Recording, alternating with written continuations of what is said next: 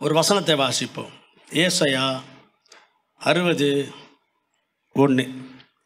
எழும்பி பிரகாசி, உன் ஒளி வந்தது. அதாவது இந்த வசனம் என்ன சொல்லுதுன்னா, நீ நல்ல ஒரு பிரகாசமான ஒரு வாழ்க்கையை வாழும்படிக்கு நீ எழும்பி பிரகாசி என்று சொல்லப்படுகிறது. ஒரு பிரகாசமான வாழ்க்கையை வாழறதுக்கு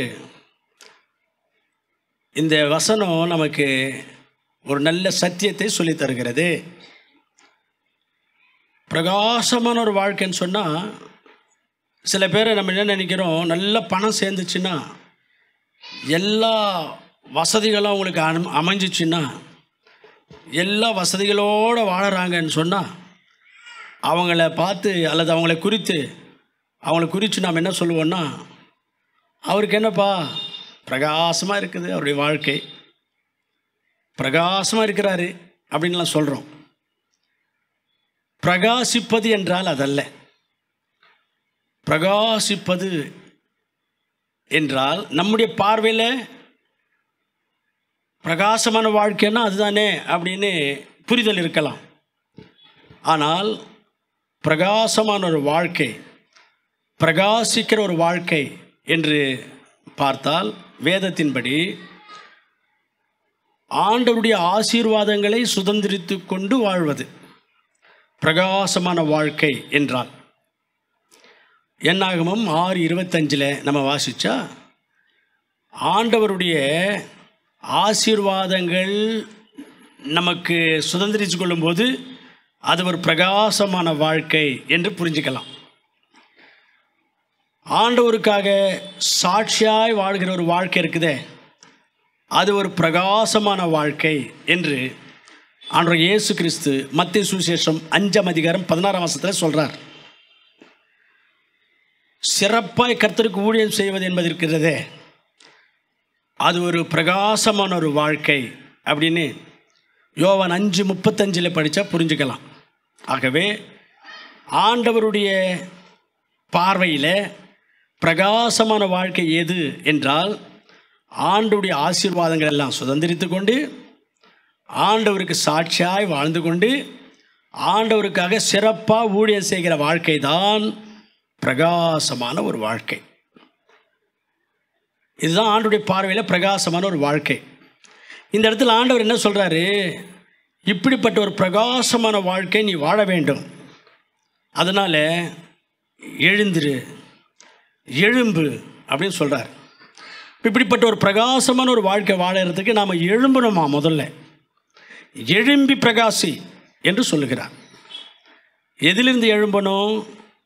ஒரு 7 காரியங்கள் பார்க்க போகிறோம். முதலாவது, பாவ வாழ்க்கையிலிருந்து எழும்பணும். பாவ வாழ்க்கையிலிருந்து எழும்பி ஆண்டவருடைய கரத்தில் நம்முடைய வாழ்க்கையை ஒப்பு கொடுத்து சரண்டர் ஆகுவோமானால் பிரகாசமான ஒரு வாழ்க்கையை ஆண்டவர் நமக்கு அமைச்சு தருவார். இதுக்கு உதாரணமாக தான் ஆண்டவர் இயேசு கிறிஸ்து ஒரு உவமையை சொன்னார்.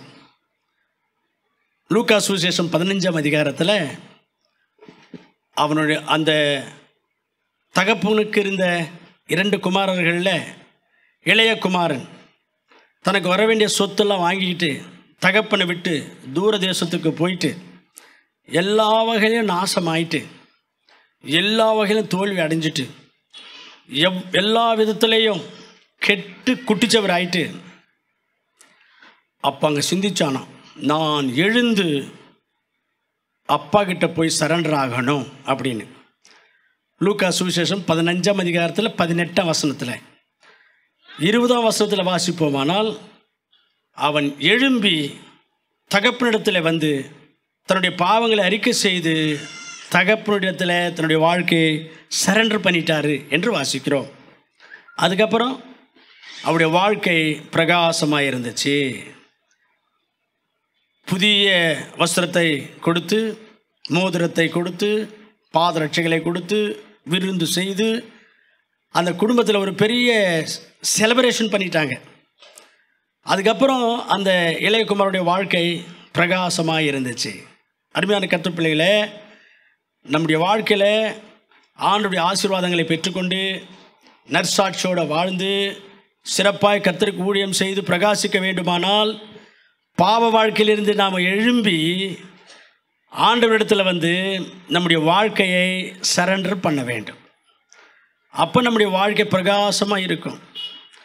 பாவமான வாழ்க்கையிலே தொடர்ந்து வாழ்ந்து கொண்டே இருப்போமானால் நம்முடைய விளக்கு அணைந்துடும், பிரகாசிக்க மாட்டோம். நம்முடைய வாழ்க்கை இருளாயிடும். நீதிமொழிகள் 13:9 நீதிமான்களின் வெளிச்சம் சந்தோஷிப்பிக்கும், துன்மார்கனுடைய தீபமோ அணைந்து போகும். நம்முடைய பாவமான வாழ்க்கையிலே தொடர்ந்து போவோமானால் நம்முடைய வாழ்க்கை இருளாய் மாறிடும், குழப்பமாக மாறிடும். ஒன்றும் செய்ய முடியாத அளவுக்கு நம்முடைய வாழ்க்கை நாசமாக போயிடும். அதுதான் இந்த வசனத்தினுடைய விளக்கம்.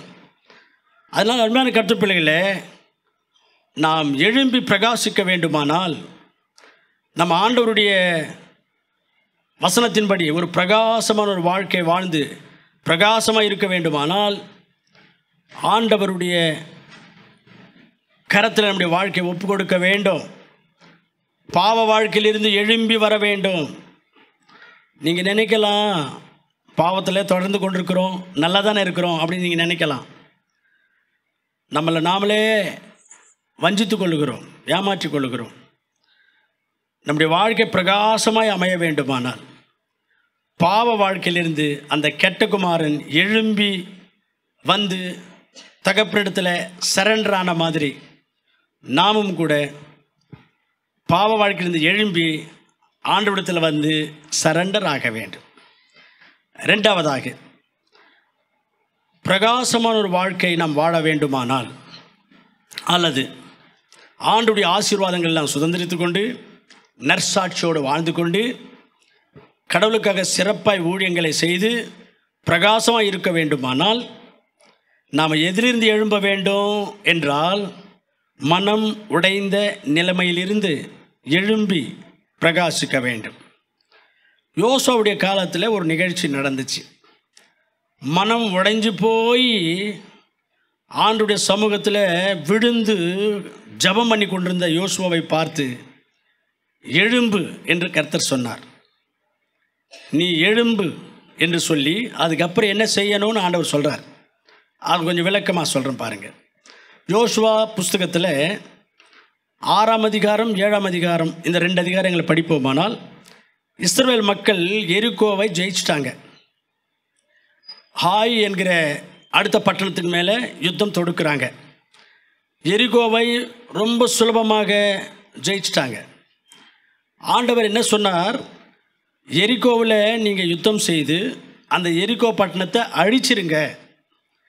அந்த எரிகோ பட்டணத்தில் உள்ள எந்த பொருளையும் வெள்ளியும் தங்கத்தையும் வஸ்திரங்களையும் தீட்டுப்படுத்துகிற சபிக்கப்பட்ட எந்த ஒரு பொருளையும் நீங்கள் தொடக்கூடாது, எடுக்கக்கூடாதுன்னு சொல்லிட்டார். யோசுவா 6ஆம் அதிகாரத்தில் 18ஆம் வசனத்தை அது ஆண்டவர் சொல்கிறார். ஆனால் எல்லாரும் ஆண்டுடைய வார்த்தையின்படி கீழ்ப்படிஞ்சிட்டு எதையும் தொடலை. அந்த எரிகோ பட்டணத்தை எரிச்சிட்டு வந்துட்டாங்க. அதில் ஆக்கான் என்கிற ஒருத்தன் மட்டும் அவன் மனசு கேட்கலை, எப்படியாகிலும் சுருட்டிக்கிட்டு போகணும் எதாகிலும் அப்படின்னு நினச்சி அங்கிருந்து சில ஆண்டவர் எதையும் தொடாதீங்க, அந்த வெள்ளியையோ தங்கத்தையோ எதையும் தொடாதீங்கன்னு சொன்னார்ல, அதில் கொஞ்சம் சுருட்டிக்கிட்டு வந்துட்டார். யோசுவா 7:21 கொள்ளையிலே நேர்த்தியான சால்வையையும்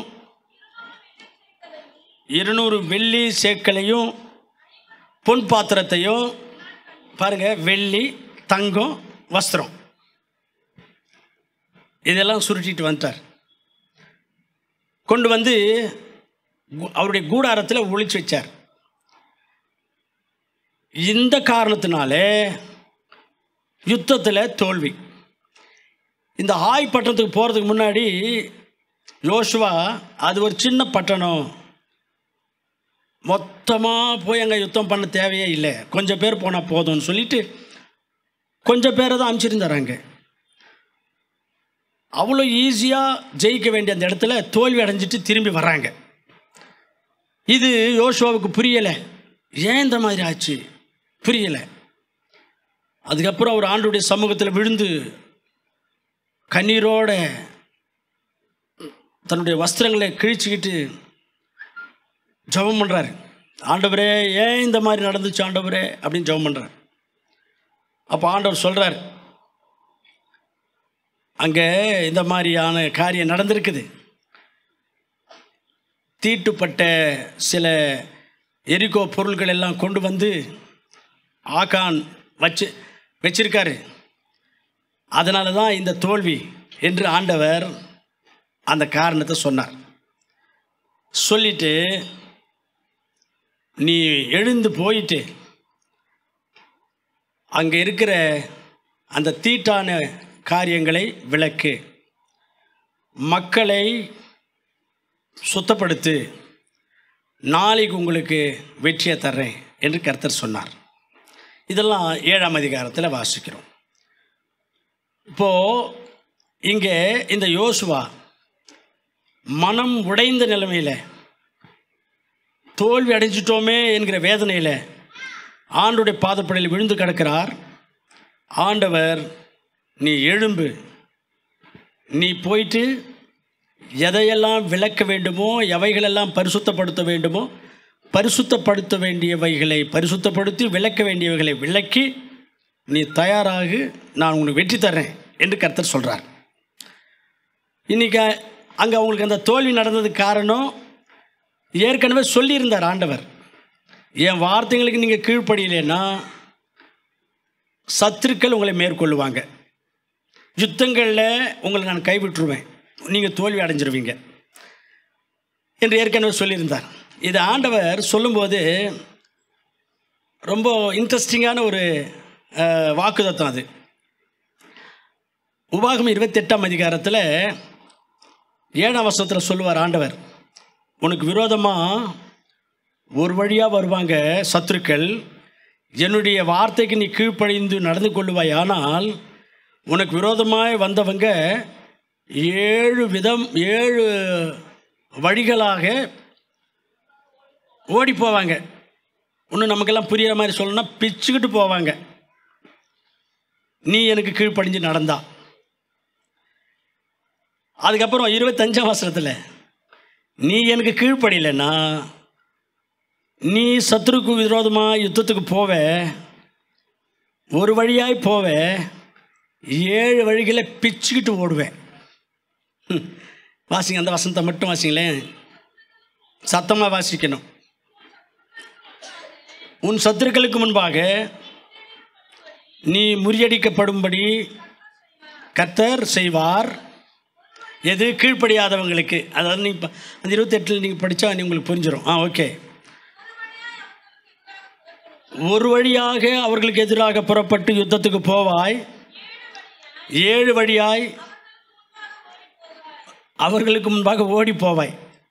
ஒரு வழியாக போவேன், 7 வழியாய் பிச்சுக்கிட்டு ஓடுவேன். அந்த மாதிரி ஆகிடும் எனக்கு நீ கீழ்ப்படியலைன்னா. எனக்கு கீழ்ப்படிஞ்சா அவங்க உனக்கு விரோதமாய் யுத்தத்துக்கு வருவாங்க, ஒரு வழியாக வருவாங்க, 7 வழியாக ஓடுவாங்க. 7ஆம் வசனத்தில் இருக்குது அதே அதிகாரத்தில். நான் என்ன சொல்ல வரேன்னா, ஆண்டவர் ஏற்கனவே சொன்னது தான், எங்களுக்கு கீழ்ப்படியலைன்னாக்க உங்களுக்கு தோல்வி யுத்தங்களில் சொல்லியிருந்தார். அதுதான் இங்கே நடந்துச்சு. இது புரியாமல் யோசுவா ஆண்டவருடைய சமூகத்தில் விழுந்து கிடக்கிறார். அருமையான கர்த்தப்பிள்ளைகளே, நாமும் கூட ஆண்டவருடைய ஆசீர்வாதங்களை சுதந்திரித்து கொண்டு நற்சாட்சியோடு வாழ்ந்து கர்த்தருக்கு சிறப்பான ஊழியங்களை செய்து பிரகாசமான ஒரு வாழ்க்கை வாழ வேண்டுமானால் நமக்கு ஏற்படுகிற தோல்விகள், வருகிற வியாதிகள், நஷ்டங்கள், பிரச்சனைகள் மத்தியில் மனமுடைந்து அழுதுகிட்டு துக்கித்து கொண்டு உட்கார்றதில் பிரயோஜனம் இல்லை. காரணத்தை கண்டுபிடிக்கணும். எதனாலே எனக்கு இந்த மாதிரி தோல்வி, எதனாலே எனக்கு இவ்வளோ நஷ்டம், எதனாலே இந்த மாதிரியான ஒரு விஷயம் தலைகீழாக மாறுதே, வறுமைக்குள்ளாயிட்டோமே, கடன் பிரச்சனைக்குள்ளே மாட்டிக்கிட்டு தத்தளிக்கிறோமே, எதனால் இந்த மாதிரி ஒரு நிலைமை? காரணத்தை கண்டுபிடிக்கணும். காரணத்தை கண்டுபிடிச்சி என்ன செய்யணுமோ அதை சரி செஞ்சிட்டா உங்கள் வாழ்க்கையில் நீங்கள் பிரகாசமாக இருக்கலாம். அதை விட்டுட்டு இவ்வளோ சோதனைகளை கடவுள் கொடுக்குறாரே, இவ்வளோ கஷ்டங்களை ஆண்டவர் கொடுக்குறாரே, இதுக்கு எதுக்கு நம்ம சர்ச்சுக்கு போகிறது? சர்ச்சுக்கு போய் என்ன புண்ணியம்? சர்ச்சுக்கு போகாதவங்களே நல்லா இருக்கிறாங்களே. இப்படியெல்லாம் யோசித்து கடவுள் மேலே கோபப்படுறது, மனசு உடைஞ்சி இனிமே சோர்ந்து போய் பைபிள் படிக்காமல், ஜெபம் பண்ணாமல், எந்த ஊழியத்துக்கும் போகாமல் அப்படியே சோர்ந்து கிடக்கிறது பிரயோஜனம் இல்லை. நம்முடைய வாழ்க்கையில் எது நடந்தாலும் ஆண்டவருக்கு தெரியாமல் நமக்கு நடக்காதுன்னு ஆண்டவர் சொல்லியிருக்கார். எல்லாமே ஆண்டவருடைய நாலெட்ஜோடு தான் நடக்கும். அப்போ நமக்கு ஏதாவது ஒரு எதிர்பாராத ஒரு சூழ்நிலை, தோல்வி, கஷ்டம், ஆக்சிடெண்ட்டு இது மாதிரி நடக்கும்போது எதனால் என்பதை யோசிக்கணும். என்ன காரணம்? நான் ஆண்டவருக்கு விரோதமாக ஏதாவது தவறிட்டேனோ, ஆண்டவருக்கு விரோதமான அக்கிரமத்தை செய்துட்டேனோ, ஆண்டவருடைய வார்த்தைக்கு மீறி நடந்துக்கிட்டேனோ, ஆண்டவர் எனக்கு கொடுத்த ஊழிய பொறுப்புகளில் நான் உதாசீனம் பண்ணிட்டேனோ, ஊழியத்தை உதாசீனமாக ஊழிய விஷயத்தில் உதாசீனமாக இருக்கிறவங்கள ஆண்டவர் சபிப்பார்னு பைபிளில் இருக்குதுல்ல, அது மாதிரி எதனா செய்துட்டேனோ, எதனால் எனக்கு இந்த மாதிரி நடந்துச்சு என்பதை யோசித்து ஆண்டவருடைய சமூகத்தில் யோசுவாவை போல விழுந்து கிடக்கணும், ஜபத்தில் இருக்கணும். ஆண்டவர் நமக்கு காரணத்தை சொல்லுவார். எழும்பி அது என்னவோ, அதனுடைய காரணம் என்னவோ அதை சரி செய்துக்கிட்டு கர்த்தருக்காக பிரகாசிக்க வேண்டும். அல்லேலூயா. மூணாவதாக, எழும்பி பிரகாசி. பிரகாசமான வாழ்க்கை என்றால் ஆண்டவருடைய ஆசீர்வாதங்களை சுதந்தித்து கொண்டு ஆண்டவருக்கு நற்சாட்சியோடு வாழ்ந்து ஆண்டவருடைய ஊழியங்களை சிறப்பாக செய்கிற வாழ்க்கை தான் பிரகாசமான ஒரு வாழ்க்கை. அப்படிப்பட்ட ஒரு வாழ்க்கை நாம் வாழ வேண்டுமானால் நாம் இன்னொரு விஷயத்துலேருந்து எழும்பணும். முதல்ல எதிலிருந்து எழும்பணும்னு பார்த்தோம்? பாவ வாழ்க்கையிலேருந்து எழும்பணும். ரெண்டாவது எதிலிருந்து எழும்பணும்? மனம் உடைந்த நிலைமையில், சோர்ந்து போயிருக்கிற நிலைமையிலிருந்து எழும்பணும். மூணாவது, நாம் பைபிள் சொல்லுது தூசியை உதறி தள்ளிட்டு எழும்பணுமா. ஏசாயா 52:2, தூசியை உதறிவிட்டு எழுந்திரு. பிரகாசமான ஒரு வாழ்க்கை வாழ வேண்டுமானால் தூசியை உதறிவிட்டு எழுந்திருக்க வேண்டும். தூசி என்றால் மண். தூசி என்றால் மண். மண் இந்த உலகத்துக்கு அடையாளமாக இருக்கிறது. மண்ணான உலகம் இது. இந்த மண்ணான உலகத்துக்கு அடையாளமாக இருக்கிறது இந்த மண். தாவீது ராஜா சொல்லும்போது 119 சங்கீதம் 25 என் ஆத்துமா மண்ணோடு ஒட்டி கொண்டிருக்கிறது. அப்படின்னா என்ன? என்னுடைய ஆத்துமா மண்ணோடு ஒட்டி கொண்டிருக்கிறது என்றால் என்னுடைய ஆத்துமா உலகத்தோடு ஒட்டி கொண்டிருக்கிறது. உலகத்தோடு ஒட்டி கொண்டிருக்கிறது என்று சொன்னால் என்ன? உலகத்தில் என்ன இருக்குது? உலகத்தில் 1 யோவான் 2:16 படி கண்களின் இச்சை, மாம்சத்தின் இச்சை, ஜீவனத்தின் பெருமை. உலகத்தோடு இதுதான் ஒட்டி கொண்டு, உலகத்தில் இருக்கிறதெல்லாம் இதுதான். என் ஆத்துமா உலகத்தோடு ஒட்டி கொண்டிருக்கிறது என்றால் என்ன அர்த்தம்னா, என்னுடைய ஆத்துமா உலகத்தில் இருக்கிற கண்களின் இச்சையோடு கூட, மாம்சத்தின் இச்சையோடு கூட, ஜீவனத்தின் பெருமையோடு கூட ஒட்டி கொண்டிருக்கிறது. என்னுடைய ஆத்துமாவில், என்னுடைய உள்ளத்தில் கண்களின் இச்சை, மாம்சத்தின் இச்சை, ஜீவனத்தின் பெருமை என்கிற காரியங்கள் இருக்கிறது அப்படின்னு சொல்கிறார். இவைகளை உதறி தள்ளிட்டு நாம் எழுந்திருக்கணும். இந்த உலகம் என்கிற இந்த தூசியை உதறி தள்ளிட்டு நாம் எழும்பணும். இன்றைக்கி ரட்சிக்கப்பட்டிருந்தாலும் கூட நம்முடைய வாழ்க்கையில் இந்த உலகத்தில் இருக்க இந்த 3 காரியங்கள் இருக்க தான் செய்யுது. நிறைய பேருக்கு இந்த கண்களின் இச்சை இருக்குது, இன்னும் இருக்குது. கண்களால் என்னென்னமோ பார்க்கணுன்னு ஆசைப்படுறாங்க. சினிமா பார்க்குறாங்க, சீரியல் பார்க்குறாங்க. கண்களின் இச்சை, மாம்சத்தின் இச்சை. இந்த உடம்புக்கு இல்லாத பொல்லாத ஸ்டைலு, இந்த உடம்புக்கு என்னென்னமோ அனுபவிக்கணும்னு ஆசை, சரீர இச்சை. அதெல்லாம் சரீர இச்சை. ஜீவனத்தின் பெருமை. ஜீவனத்தின் பெருமைன்னாக்கா மற்றவங்களை விட நம்ம பெருமையாக இருக்கணும். மற்றவங்களை விட பெருமையாக இருக்கணும் நாம். அதுக்காக கடன் வாங்கியாகிலும் வீடு கட்டு, கடன் வாங்கியாகிலும் நகைகளை வாங்கு, கடன் வாங்கியாகிலும் கார் வாங்கு. தேவையானாக்கா அவங்க வாங்கியிருக்கிறாங்கல்ல, அப்போ நம்ம அவ்வளோ கேவலமா அப்படின்ட்டு இந்த பெருமை, பெருமை, ஜீவனத்தின் பெருமை. இதெல்லாம் நான் சொல்கிறது ரட்சிக்கப்பட்டிருக்கிறோம், ஞானம் எடுத்திருக்கிறோம், அபிஷேகம் பெற்றிருக்கிறோன்ற உங்களுக்குள்ளே இருக்குது. இந்த மாதிரி தூசி, இதெல்லாம் தூசி. இந்த தூசியை உதறித்தள்ள சொல்கிறாரு ஆண்டவர். தூசியை உதறி தள்ளிட்டு இயேசுவையே பார்க்கிற கண்கள், சரீரம் முற்றிலுமாய் ஆண்டவருக்கு ஒப்பு கொடுத்த ஒரு வாழ்க்கை, இயேசுவுக்கு இருந்த தாழ்மையான சிந்தை உள்ளவர்களாக வாழ வேண்டும். அதுதான் ட்ரூ கிறிஸ்டியனுக்கு, உண்மையான கிறிஸ்தவனுக்கு அர்த்தம், அழகு. இன்றைக்கி நாம் கிறிஸ்டியன்ஸுன்னு சொல்லிக்கிறோம்.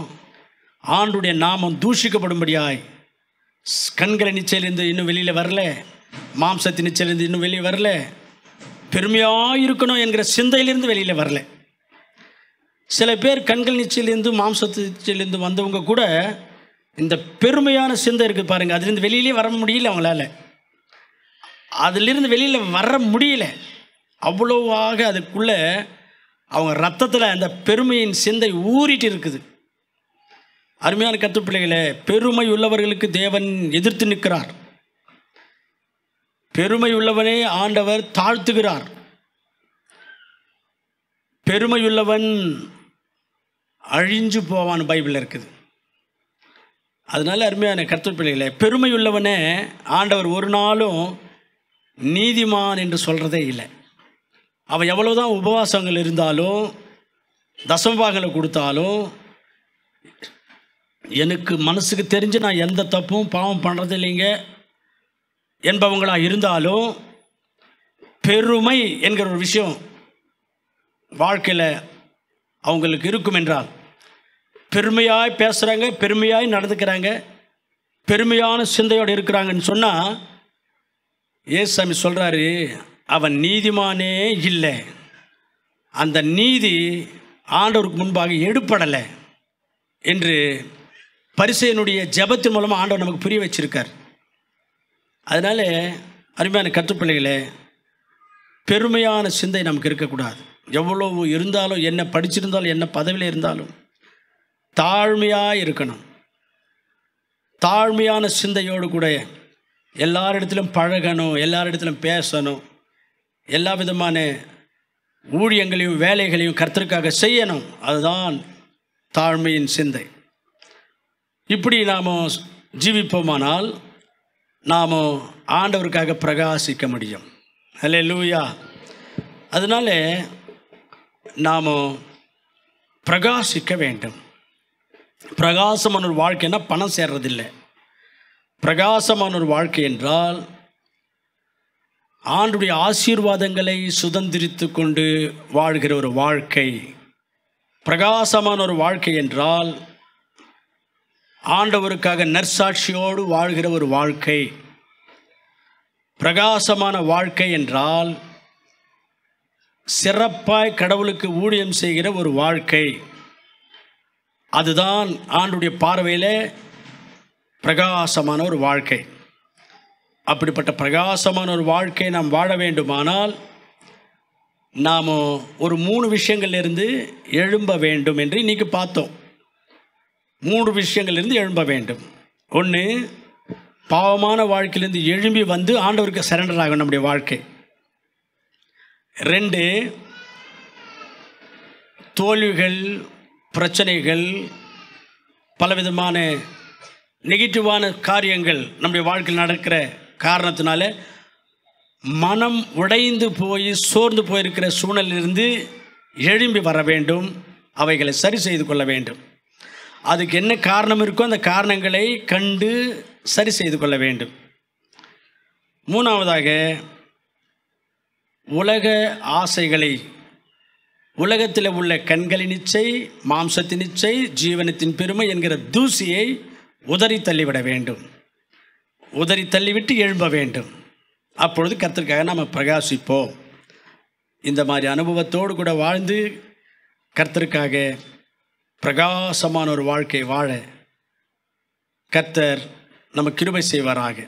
நாம் இப்படி பிரகாசமான வாழ்க்கை வாழ்வோமானால் அங்கே கீழே அந்த 52ஆம் அதிகாரத்தில் 3ஆம் வசனத்தில் படிப்பீங்கன்னு சொன்னால் உங்களுடைய பிரகாசமான ஆசீர்வாதமான ஒரு வாழ்க்கையை பார்த்து அநேகர் பெரிய பெரிய படித்தவங்க ராஜாக்களும் கூட ஆண்டவர் இடத்துக்கு வருவாங்களாம். வாசிங்க 2ஆம் வசனத்தில் 3ஆம் வசனத்தில், உன்னுடைய வெளிச்சத்தினிடத்திற்கு ஜாதிகளும் உன்னுடைய ஒளியினிடத்திற்கு ராஜாக்களும் நடந்து வருவார்கள். உன்னுடைய வெளிச்சம், உன்னுடைய ஒளியை பார்த்து எல்லா மக்களும் மட்டுமல்ல, பெரிய பெரிய ஆளுகை செய்கிற அதிகாரிகள், ராஜாக்களும் கூட ஆண்டவர்கிட்ட வருவாங்க. ஆகவே பிரகாசமான ஒரு வாழ்க்கை வாழத்தக்கதாக தீர்மானங்கள் எடுப்போம். பிரகாசமான ஒரு வாழ்க்கை வாழ வேண்டுமானால் எதிலிருந்து எழுந்து வரணுமோ அதிலிருந்து எழுந்து வந்து பிரகாசமான ஒரு வாழ்க்கை வாழ கர்த்தர் நமக்கு கிருபை செய்வாராக. ஜெபம் செய்வோம்.